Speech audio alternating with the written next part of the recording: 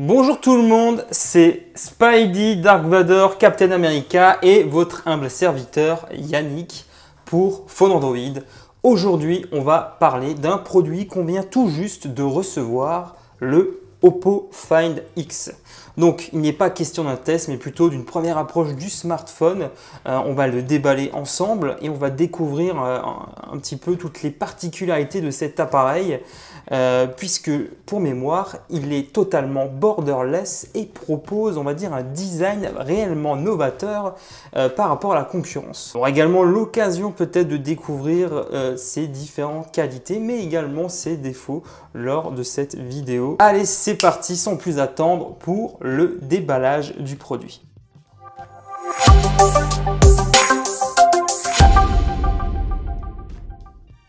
Alors cette fameuse boîte du Find X est en somme assez sobre. On a juste l'inscription Find X à l'avant.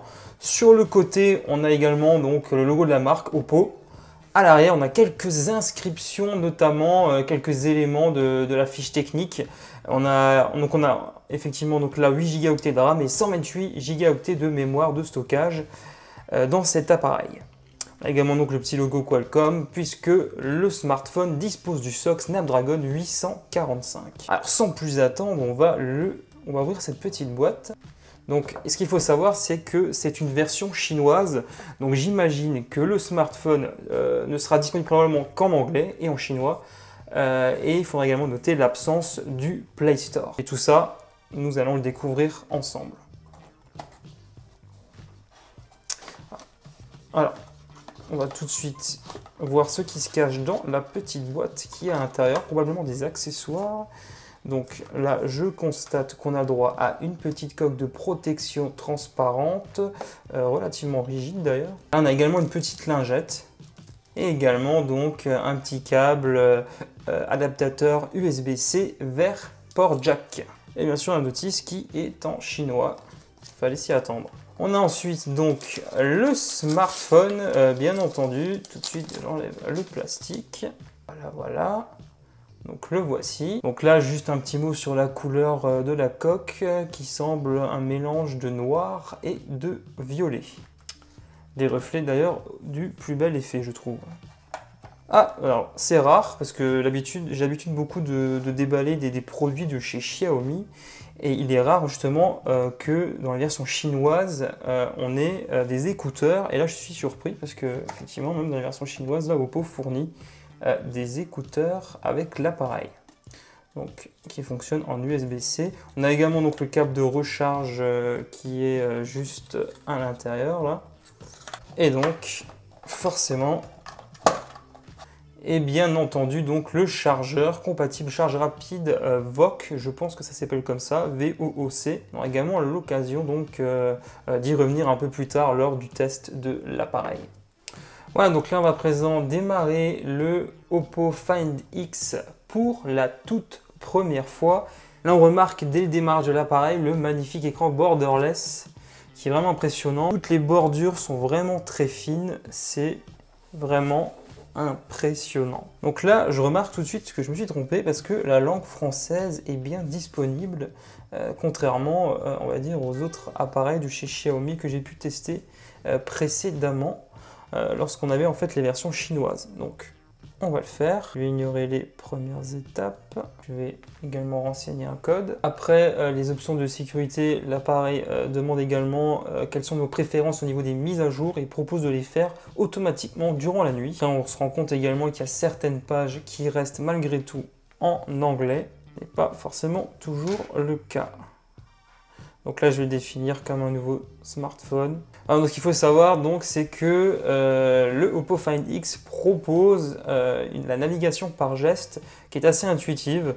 Mais là, ce n'est pas le sujet de cette vidéo. On aura l'occasion d'en reparler au moment de son test complet. On va plutôt s'attarder sur certains petits points. Donc déjà, effectivement, on remarque le magnifique écran borderless AMOLED. Vraiment, on a un petit peu l'impression d'avoir un Samsung Galaxy dans les mains, puisque les bords sont d'ailleurs un peu incurvés. Alors, on va rapidement parler un petit peu du design de ce produit, tout simplement parce qu'il est vraiment, pour moi, magnifique. Bien qu'il soit très salissant, il prend vraiment très vite les traces de doigts. C'est assez désagréable.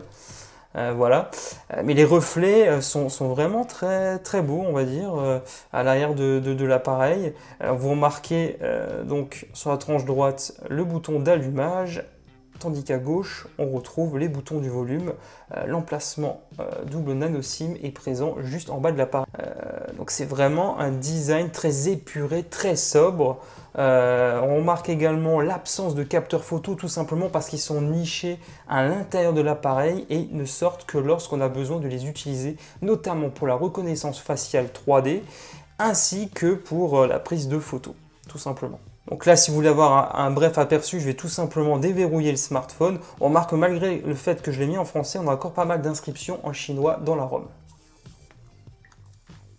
Donc là, vous avez pu le voir, c'est assez rapide, mais c'est quand même beaucoup moins rapide qu'un smartphone bénéficiant d'une encoche ou encore d'un capteur d'empreinte, puisque celui-ci en est tout simplement dénué. Il repose intégralement, comme l'iPhone 10, sur la reconnaissance faciale ou encore un code et tous les autres dispositifs plus traditionnels qu'on retrouve sur Android pour déverrouiller en toute sécurité son smartphone. Donc là, je vais sortir le capteur photo. Donc comme vous pouvez le constater, on a donc droit à ce petit capteur rétractable. Donc le capteur photo est tout simplement présent ici. Tandis qu'à l'arrière, le double capteur et son flash sont ici. Tout simplement centrés et séparés. Les deux capteurs photo sont séparés donc par un flash LED. Voilà, c'est tout ce qu'il y a de plus traditionnel.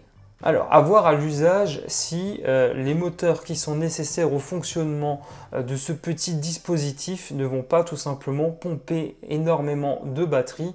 Ça, on le verra en fait à l'usage au fil des jours, tout simplement.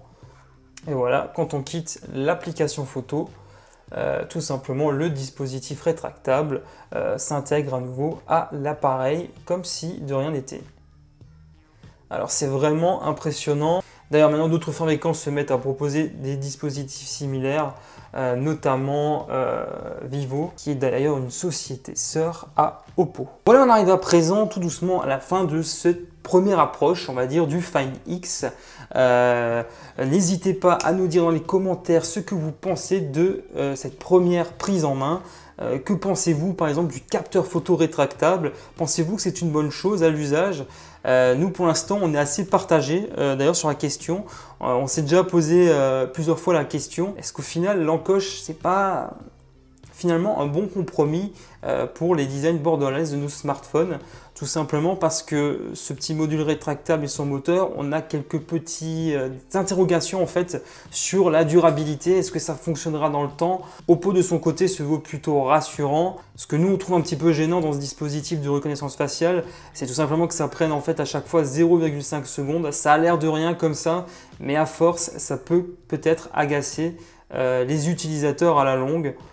Comme dit, dites-nous ce que vous en pensez dans les commentaires. Nous, on va passer un petit peu plus de temps avec ce Find X. On va vraiment faire le tour du propriétaire et vous proposer un test dans les prochains jours. On va essayer de faire au plus vite parce qu'il y a vraiment beaucoup de choses à dire sur ce smartphone qui est quand même très innovant en termes de design. On va vraiment se prendre le temps de l'utiliser et voir réellement ce qu'il a dans le ventre. On va également prendre du recul sur toutes ces nouvelles technologies incluses dans l'appareil pour voir justement si elles apportent vraiment un véritable plus aux utilisateurs.